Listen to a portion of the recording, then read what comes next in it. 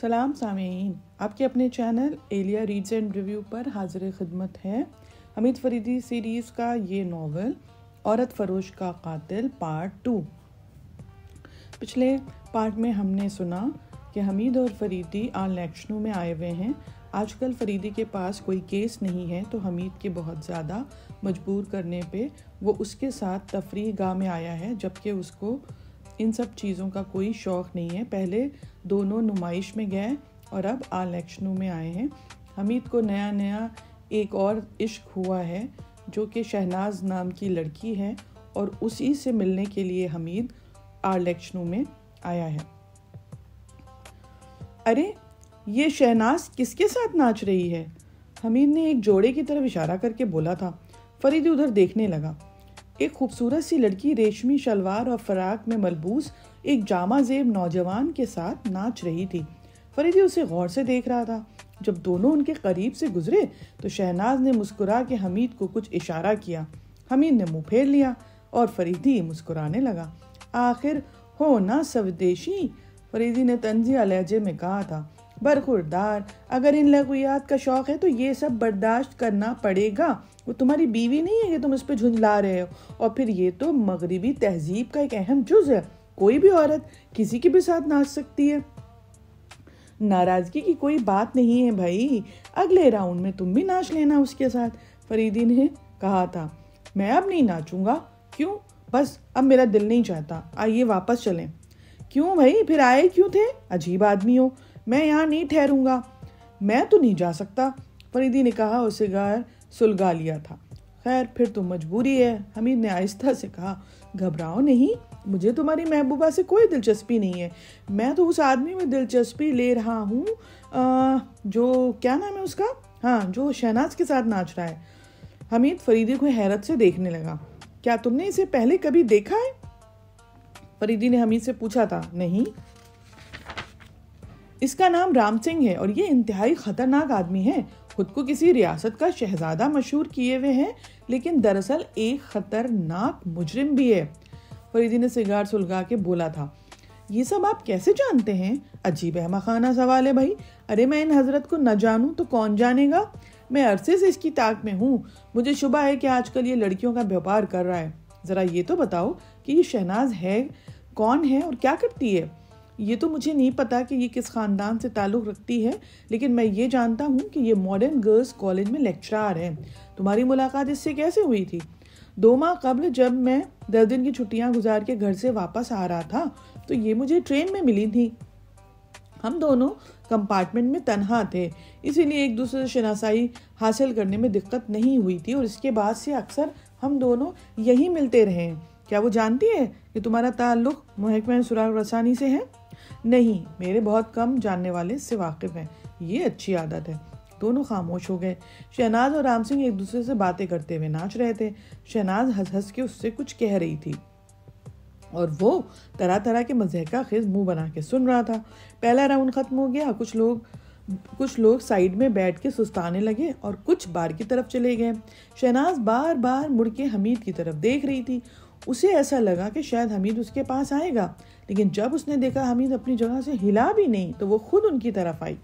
Hello حمید صاحب، آپ یہاں کیوں کھڑے ہیں؟ آئیے چل کے بیٹھتے ہیں۔ چلیے میں آپ کو کنور صاحب سے ملاؤں، ان سے بھی اسی وقت ملاقات ہوئی ہے، بہت دلچسپ آدمی ہیں، شہناز بولی تھی۔ اب وہ شاید ہم لوگوں سے ملنا پسند نہ کریں، فریدی بولا۔ واہ، یہ کیسے ہو سکتا ہے؟ شہناز نے حمید کو مخاطب کر کے فریدی کی طرف دیکھتے ہوئے کہا۔ آپ کی تعریف؟ آپ ہیں میرے دوست احمد کمال اور آپ ہیں مس شہناز، حمید نے انٹرو کروایا۔ آپ سے مل کے خوشی ہوئی، فریدی نے شہناز سے ہاتھ ملاتے ہوئے مسکرا کے کہا۔ مجھے بھی، شہناز نے اپنے خوبصورت دانتوں کی نمائش کی اور اتنے میں دوسرا راؤنڈ شروع ہو گیا تھا۔ کیا میں آپ سے رقص کی درخواست کر سکتا ہوں؟ فریدی نے شہناز سے کہا تھا۔ اوہ ہو، بڑی خوشی سے، شہناز نے دایاں ہاتھ پھیلاتے ہوئے کہا، اور فریدی دایاں ہاتھ پکڑ کے بائیں ہاتھ اس کی کمر میں ڈال کے ہلکے ہلکے ہلورے لیتا ہوا ناچنے والوں کی بھیڑ میں آ گیا، اور حمید اس کی آنکھیں حیرت سے پھٹنے کی ہو گئیں۔ رام سنگھ اب کسی اور لڑکی کے ساتھ ناچ رہا تھا۔ فریدی ایک مشاق ناچنے والوں کی طرح اپنے فن کا مظاہرہ کر رہا تھا۔ غالباً وہ شہناز کو بھی ہدایت دے رہا تھا۔ حمید کا چہرہ غصے سے سرخ ہو رہا تھا۔ وہ کئی بار اٹھا پھر بیٹھا، اٹھا پھر بیٹھا، پھر بار کی طرف چلا گیا۔ ایک بوتل لیمن پی اور رومال سے منہ پوچھتا پھر واپس آیا۔ فریدی اور شہناز ناشتے ہوئے اس کے پاس سے گزرے تھے۔ فریدی نے شہناز سے نظر بچا کے مسکراتے ہوئے حمید کو آنکھ ماری اور حمید کو ایسا معلوم ہوا جیسے اس کے جسم پہ سینکڑوں چیٹیاں رینگنے لگیں۔ اس نے ہونٹ سکوڑ کے دوسری طرف منہ پھیر لیا۔ فریدی نے جھک کے شہناز کے کان میں کچھ کہا اور وہ حمید کی طرف دیکھ کر ہنسنے لگی۔ حمید کو غصہ اور تیز ہو گیا۔ اس نے ادھر ادھر دیکھا۔ قریبی کی میز پہ ایک بوڑھی اور بد شکل اینگلو انڈین بیٹھی تھی۔ وہ اس کے قریب آیا اور اس سے ناچنے کی درخواست کی۔ پہلے تو وہ بھنائی کہ شاید حمید اس کا مذاق اڑا رہا ہے، لیکن پھر اس کی قدر سنجیدگی سے دیکھ کر ہچکچائی اور پھر کھڑی ہو گئی۔ حمید اس سے بغلگیر ہو کے ناچنے لگا۔ ہال میں بے شمار قہقہے گونج رہے تھے۔ فریدی اور شہناز بری طرح ہنس رہے تھے۔ حمید اتنی سنجیدگی سے ناچ رہا تھا جیسے کوئی بات ہی نہ ہو، البتہ بوڑھیا وہ شرما رہی تھی۔ چند منٹ گزرنے کے بعد دونوں اسی طرح گھل مل کے باتیں کر رہے تھے جیسے برسوں کے ساتھی ہوں۔ فریدی، حمید، شہناز اور اینگلو انڈین بوڑھی ایک میز کے گرد آ بیٹھے۔ کمال صاحب، واقعی آپ نے تو کمال کر دیا، شہناز بولی تھی۔ حمید صاحب، میں آپ کی بڑی ممنون ہوں کہ آپ نے مجھے ایسے با کمال آدمی سے ملایا۔ مجھے آپ سے رقص سیکھنے میں بہت مدد ملے گی۔ ضرور ضرور، حمید ہنستے میں بولا تھا۔ ابھی آپ نے دیکھا ہی کیا ہے، یہ تو واقعی بڑے با کمال ہیں۔ فریدی نے میز کے نیچے سے حمید کا پاؤں اپنے پاؤں سے دبایا۔ آپ کا نام جاننا مانگتا؟ اینگلو انڈین بڑھیا حمید سے مخاطب تھی۔ ہمارا نام الو کا پٹھا ہے۔ ٹھیک ٹھیک بتاؤ۔ اچھا، ہد کا پٹھا صحیح نہیں، ٹھیک بولو نا، تم پاگل ہو، حمید نے کچھ جھک کے اس کے کان میں کہا تھا اور وہ یہ کہتی ہوئی شرمائی۔ معلوم ہوتا ہے کنور صاحب چلے گئے، شہناز نے گردن اونچی کر کے ادھر ادھر دیکھتے ہوئے بولا۔ یہ کنور صاحب رہتے کہاں ہیں؟ فریدی نے پوچھا تھا۔ پتہ نہیں، مجھ سے تو یہی ملاقات ہوئی تھی۔ ایسے ہیں دلچسپ آدمی، صورت سے تو نرا ڈیوڈ جان پڑتا ہے، حمید نے برا سا منہ بنا کر کہا تھا۔ نہیں، واقعی بہت زندہ دل آدمی ہیں، شہناز بولی تھی۔ وہ شہناز ایک قبول صورت سی لڑکی تھی، عمر 22-23 سال سے زیادہ نہ رہی ہوگی۔ اس کے چہرے میں سب سے زیادہ حسین چیز اس کے ہونٹ تھے۔ حمید اس وقت اسے بڑی عجیب نظروں سے گھور رہا تھا، ایسی نظریں جن میں شکایت تھی، غصہ تھا، ناپسندیدگی تھی۔ ارے حمید صاحب، آپ اس قدر خاموش کیوں ہیں؟ میں دراصل اس لیے خاموش ہوں کہ خاموش رہنے سے کھانا جلدی ہضم ہو جاتا ہے۔ آپ انہیں کھانا ہضم کرنے دیجئے، فریدی نے شہناز کا ہاتھ پکڑتے ہوئے کہا۔ آئیے ایک راؤنڈ اور ہو جائے۔ تیسرے راؤنڈ کے لیے موسیقی شروع ہو گئی تھی۔ فریدی اور شہناز ناچنے والوں کی بھیڑ میں پھر آگئے۔ حمید نے پھر اسی بڑھیا کے ساتھ ناچنا شروع کر دیا۔ آپ واقعی بہت اچھا ناچتے ہیں، شہناز بولی تھی۔ اور آپ کسی سے کم ہیں، فریدی بولا۔ آپ کرتے کیا ہیں؟ بہت کچھ کرتا ہوں اور کچھ بھی نہیں کرتا، یعنی مٹر گشتی، فریدی نے کہا اور پھر اچانک بولا، یہ کیا بات ہے؟ شہناز نے اپنی پلکیں اٹھا کے اس کی طرف دیکھا۔ معلوم ہوتا ہے جیسے کسی نے ریوالور چلایا ہو، فریدی نے ایک طرف دیکھتے ہوئے کہا تھا۔ ریوالور؟ یہاں ریوالور کا کیا کام؟ میں نے تو نہیں سنا۔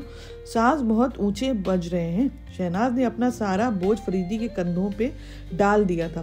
تیسرا راؤنڈ ختم ہونے میں ابھی کافی دیر تھی کہ اچانک آرکیسٹرا رک گیا۔